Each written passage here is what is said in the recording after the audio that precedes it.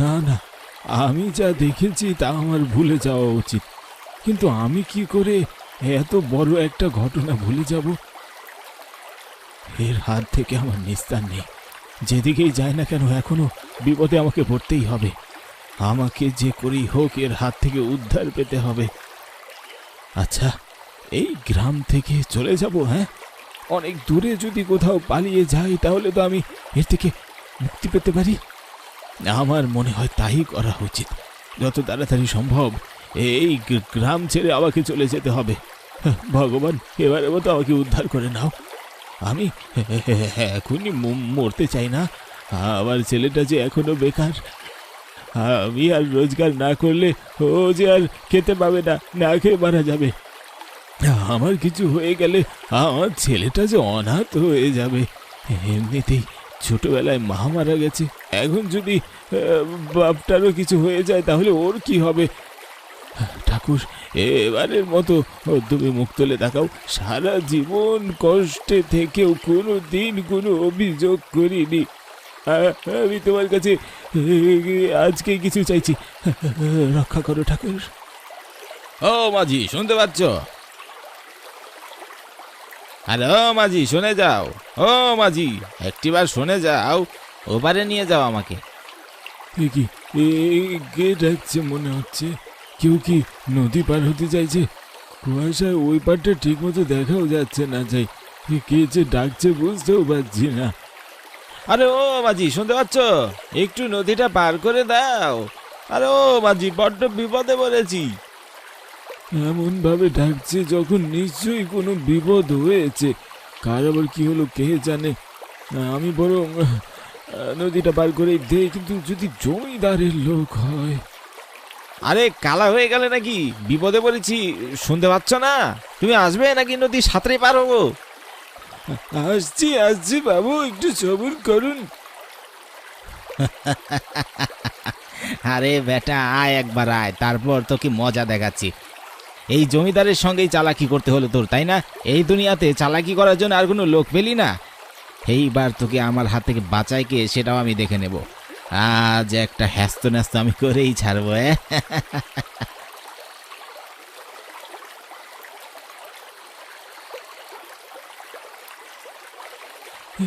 কি জমিদার বাবু, আপনি আপনি আমায় এত সময় ধরে ডাকছিলেন? হ্যাঁ, ডাকছিলাম। তা তুমি অমন করে ঘাবড়ে গেলে কেন? শুনি। আমায় একটু নদী পার হওয়া দরকার ছিল, তার জন্যই তোমাকে ডাকছিলাম। কিন্তু আপনার তো নিজের বড় নৌকা আছে জমিদার মশাই। সে বড় নৌকা চালানোর জন্য নিজের মাঝিও রেখেছেন, তাহলে আমার এই ছোট্ট নৌকায় আপনি যাবেন কেন জমিদার মশাই? আমি তো কিছুই বুঝতে পারছি না। আহা, আমার ওই মাঝিরা একটু অসুস্থ, তাই আজকে ও আসতে পারিনি। কেন, তুমি আমাকে নদীটা পার করে দিতে পারবে না? ভালো টাকা বকশিস দেবো, বুঝেছো? তাহলে অসুবিধা কোথায়? চলো। না, কোনো অসুবিধা নেই জমিদার বাবু, কিন্তু আসুন আসুন, আপনি বরং নৌকায় চেপে বসুন। কি কি জমিদার বাবু, আপনি এই বড় পাথর নিয়ে উঠেছেন কেন? কি হবে এটা দিয়ে? হ্যাঁ, তুমি বড্ড কথা বলো মাঝি। আমি পাথর নিয়ে উঠেছি না ছাতা নিয়ে উঠেছি তা দিয়ে তোমার দরকার কি বাবু? তোমার কাজ নৌকা চালানো, তুমি নৌকা চালাও না। পাথর নিয়ে আমি ওই পারে যাব। ওই পাথরটা দিয়ে আমার বিশেষ একটা দরকার আছে। তোমাকে কি এখন কৈফিয়ত দিতে হবে? কি কৈফিয়ত চাইছি না জমিদার বাবু, এমনি জিজ্ঞেস করলাম আর কি। আসলে এর আগে কাউকে কখনো এত বড় পাথর নিয়ে নৌকায় উঠতে দেখিনি তো। আপনি বসুন, আমি বলুন আপনাকে ওপারে ছেড়ে দিচ্ছি। না, জমিদার বাবুর কথা শুনে তো মনে হচ্ছে সে ব্যাপারটা পুরোপুরি ভুলে গেছে। তার মানে আমি বেঁচে গেছি। ঠাকুর হয়তো মুখ তুলে চেয়েছেন, তাই আমাকে আর কোনো বিপদে পড়তে হয়নি। ভালো ভালো জমিদারকে ওইবারে ছেড়ে চলে আসতে হবে। এই যাত্রা কোনোভাবে নিজের প্রাণটা বাঁচাতে পারলে ছেলেকে নিয়ে দেশান্তরী হবো। এই গ্রাম ছেড়ে বেরিয়ে গেলে অন্তত প্রাণে তো বেঁচে যাবো। ভালো ভালো জমিদারকে অন্য কারোর কাছে ছেড়ে দিয়ে আসতে পারলেই বাঁচি। এই মাঝি, নৌকা থামা, নৌকা থামা বলছি। নৌকা থামিয়ে দেবো? কেন কেন জমিদার বাবু, এই মাঝ নদীতে এসে নৌকা থামাবো কেন? তোকে নৌকা থামাতে বলছি, তুই নৌকা থামাবি, এত কথা বলছিস কেন? হ্যাঁ, এক্ষুনি নৌকা থামা বলছি। তুই কে ভেবেছিলি? তোর মতো ছোট লোক আমাকে ধরিয়ে দেবে গ্রামের সবার সামনে? এত সহজ? তুই দেখে ফেলেছিলি সেদিন, তাই না, যে আমি একটা খুন করেছি? কি ভেবেছিস তুই? হ্যাঁ, আমি তোকে লুকিয়ে লুকিয়ে সব কিছু করতে দেখিনি, কিন্তু অন্ধকার ছিল তাই তুই অন্ধকারের সুযোগ নিয়ে পালিয়ে গেছিলি।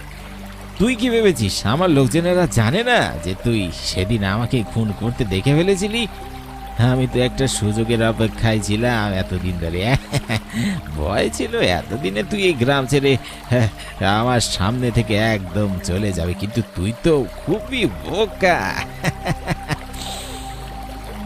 এতদিন ধরে কাউকে কিচ্ছু না বলে তুই আমাকেই সময় দিয়ে যাচ্ছিলি। এখন সুযোগ পেয়ে গেছি তোকে মারার। আমি কখনো আমার অপরাধের সাক্ষী রাখি না, একেবারে গোড়া থেকে উপড়ে ফেলি। জমিদার বাবু, আমি কথা দিচ্ছি আমি কাউকে কিচ্ছু বলবো না। আমি সত্যি সত্যি কাউকে কিচ্ছু বলবো না। আমার কোনো ক্ষতি করবেন না জমিদার বাবু, দয়া করে আমার ছেড়ে দিন। কোনোদিন কেউ জানতে পারবে না আপনার খুনের কথা, আমি কথা দিচ্ছি। আমি কোনোদিনও কাউকে জানাবো না আপনার খুনের কথা। দয়া করে আমার প্রাণটা ভিক্ষা দিন জমিদার বাবু। না, যে অপরাধ তুই করেছিস তার কোনো ক্ষমা নেই। ভুলবশত হোক কিংবা ইচ্ছাকৃতভাবে হোক, একটা খুন তুই দেখে ফেলেছিস, আর তাই আমি কোনোভাবেই আমার খুনের কোনো সাক্ষী রাখতে চাই না। আজ তোকে মরতেই হবে রে মাঝি, আজ তোকে মরতে হবে।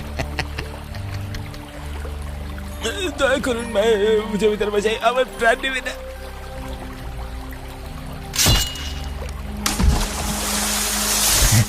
থাক তুই এখানে পরে, কিছুদিন পরে নদীর মাছেরা তোর শরীর টুকরো টুকরো করে খেয়ে ফেলবে। তুই একেবারের জন্য মুছে যাবি এই গ্রাম থেকে, যেটা তুই চেয়েছিলি।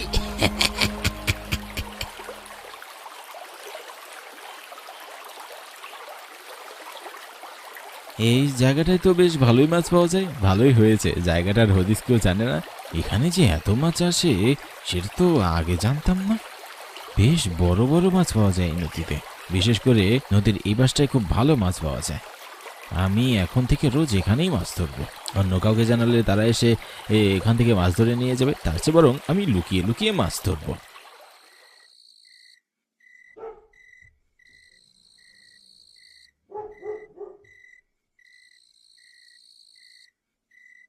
আহা, গেছে তো মেলা দেখতে, ফিরতে ফিরতে একটু দেরি হবে বই কি।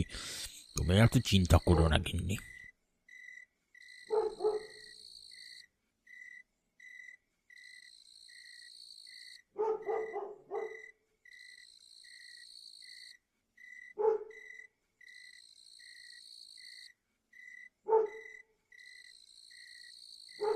আহা, তুমি এখনো সে কোন যুগে পড়ে আছো গিন্নি?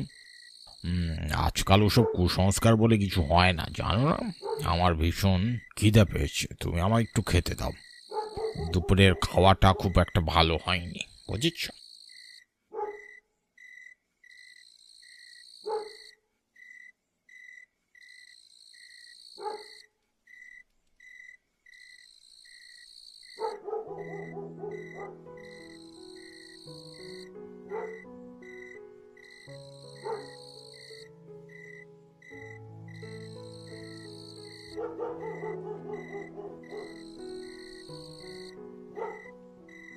এই দেখো, তুমি কিন্তু আমার চুল নিয়ে পড়লে। খাবার দেবে নাকি বলো তো?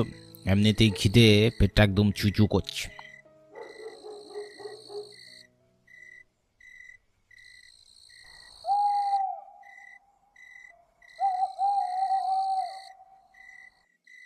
আরে ওসব কিছু হবে না, তুমি এত চিন্তা করছো কেন শুনি? আর সচরাচর মেলা তো হয় না, আমরা তো সবসময় বের হই না। আজ এতদিন পর গ্রামে মেলা হচ্ছে আর আমরা যাব না? মা কিছু বললে আমি বুঝিয়ে দেবো খন। হ্যাঁ, সেসব নিয়ে তুমি ভেবো না।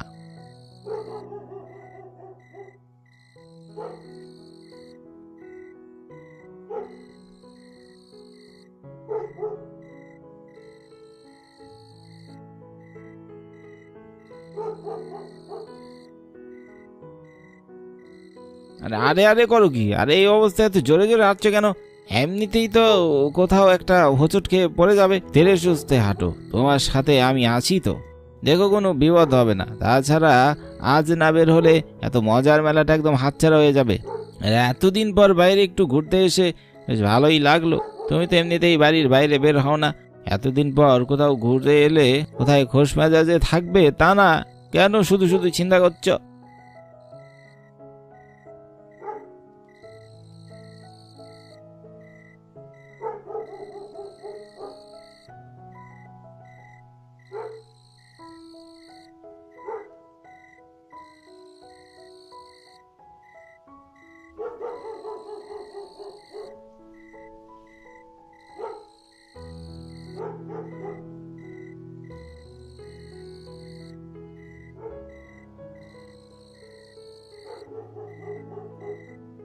হাঁটতে হাঁটতে অনেক দূর চলে এসেছি, তুমি অত চিন্তা করো না। নদীর পাড়ে চলে এসেছি প্রায়। নদীটা পেরোলেই তো আমাদের বাড়ি চলে আসবো।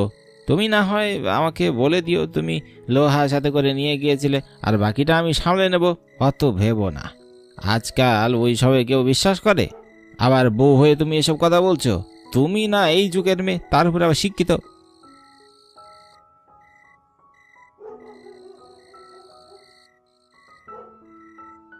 হয়েছে হয়েছে, ওই দেখো, কথা বলতে হবে না, নদীর পাড়ে চলে এসেছি। নদীটা বেরোলে এই তো ঘরে পৌঁছে যাব। ওই দেখো এখনো নৌকা ঘাটে বেরানো আছে, মাঝিও আছে। কোথায় যাবেন? ওই বারে নামবো, মধ্যমণি গ্রামের পারে। উঠে বসুন, পার করে দেব।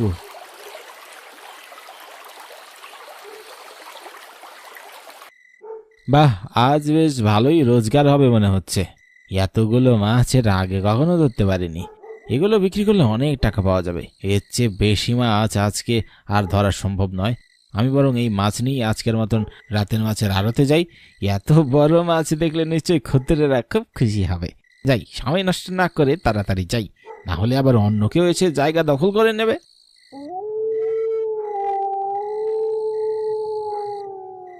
আমার নদীর মাছ কে চুরি করলো রে? ফেরত দিয়ে যা আমার মাছ। এ কি কি কে কথা বললো? কাউকে তো দেখতে পাচ্ছি না। ভুল শুনলাম নাকি? কিন্তু এত স্পষ্ট করে শুনলাম, ভুল হবে কি করে? তোর এত বড় সাহস, তুই আমার নদীর মাছ চুরি করে পালাচ্ছিস? এক্ষুনি আমার মাছ ফেরত দে বলছি, নইলে আমি তোকে কর্মরিয়ে খেয়ে ফেলবো। মাছ দিয়ে যা, আমার মাছ আমাকে ফেরত দিয়ে যা বলছি। ছাড়বো না কিন্তু, আমি তোকে ছাড়বো না। হে কি কাণ্ড! কাউকে দেখতে পাচ্ছি না, অথচ কথা বলছে। ভূতের পাল্লায় বললাম নাকি? ওরে বাবা, এই মাঝরাতে মাছ ধরতে এসে ভূতের পাল্লায় বললাম? না না, এত কষ্ট করে মাছ যেহেতু ধরেছি, নিয়ে যেতে হবে। আমাকে যে করেই হোক মাছগুলো নিয়ে ফিরতে হবে। এই মাছ যে করেই হোক আমাকে বাজারে নিয়ে যেতে হবে। কিন্তু যদি কোনো ক্ষতি করে ফেলে আমার, না না, এত কিছু ভাবলে চলবে না। আমি বরং এখান থেকে পালাই, যত তাড়াতাড়ি সম্ভব এখান থেকে আমাকে পালিয়ে যেতে হবে। কত টাকা দিতে হবে? টাকা লাগবে না। সে কি, এত দূর টেনে নিয়ে এলে নৌকায় টাকা দেব না? আমি বিনামূল্যে পারাবার করি, টাকা আমার কোনো কাজে লাগে না। যাও এখান থেকে। আরে আজব তো লোক, এত দূরে এসে টাকা না নিয়ে চলে গেল। বোধহয় ভালো মানুষ। বললো শুনলে না, বিনামূল্যে পার করায়। আর দেরি না করে চলো। আচ্ছা বেশ, চলো।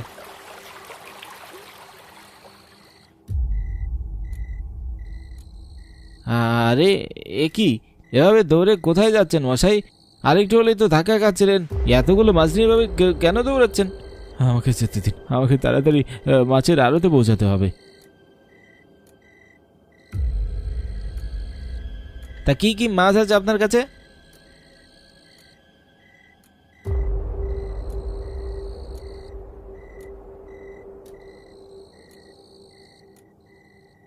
আরে একদম তাজা মাছ, দেখতে পাচ্ছ না? এরকম মাছ কেউ হাতছাড়া করে? মাছগুলো দেখেও বেশ বড় মনে হচ্ছে। তা ভাই, এই সবগুলো মাছের দাম কত রাখবেন? ভালোই হয়েছে, মাছগুলো এখান থেকেই যদি বিক্রি করে চলে যাই, তাড়াতাড়ি বাড়ি ফিরতে পারলেই বাঁচি। একই মশাই, ফেলফেল করে তাকিয়ে আছেন কেন? দাম কত বলুন? সবগুলো মাছ 1000 টাকা। এতগুলো মাছ 1000 টাকা? দিয়ে দাও, এগুলো দিয়ে দাও আমায়।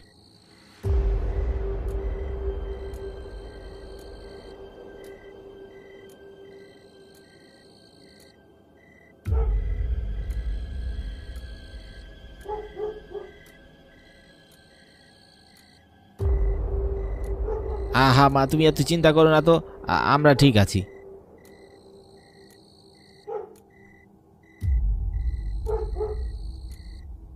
মা, আজকালের দিনে এত কিছু কেউ মানে না। এগুলো নিয়ে রেখে দাও, কাল সকালে কোর্টে রেখো।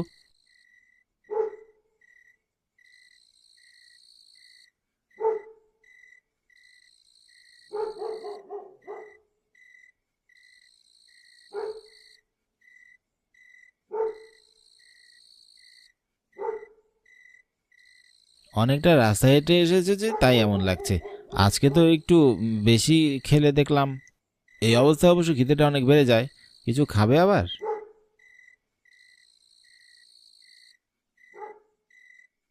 আচ্ছা বেশ।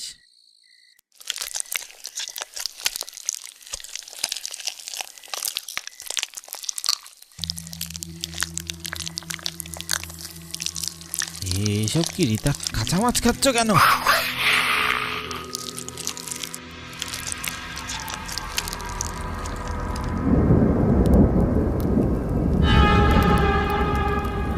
কে তুই? কেন এসেছিস বউটার ঘাড়ে? আমি নদীর মাঝি। ওই ছেলেটা আমার নদী থেকে মাছ ধরে নিয়ে ওদের দিয়েছে। আমি আমার মাছ খেতে এসেছি। তোর মাছ তুই খেয়ে ফেলেছিস, এবার এই মেয়েটাকে মুক্তি দে। ঠিক আছে, আমি চলে যাচ্ছি, কিন্তু যদি কেউ আমার নদী থেকে মাছ ধরে তাহলে আমি তার পেছন পেছন তার বাড়িতে যাব তা মাছ খেতে। কাঁচা মাছ আমার বড্ড ভালো লাগে। মধ্যমণি গ্রামের নদী শুধুমাত্র একা আর আমার। ওই নদীর মাছও আমার, কেউ ওই মাছে হাত দিতে পারবে না।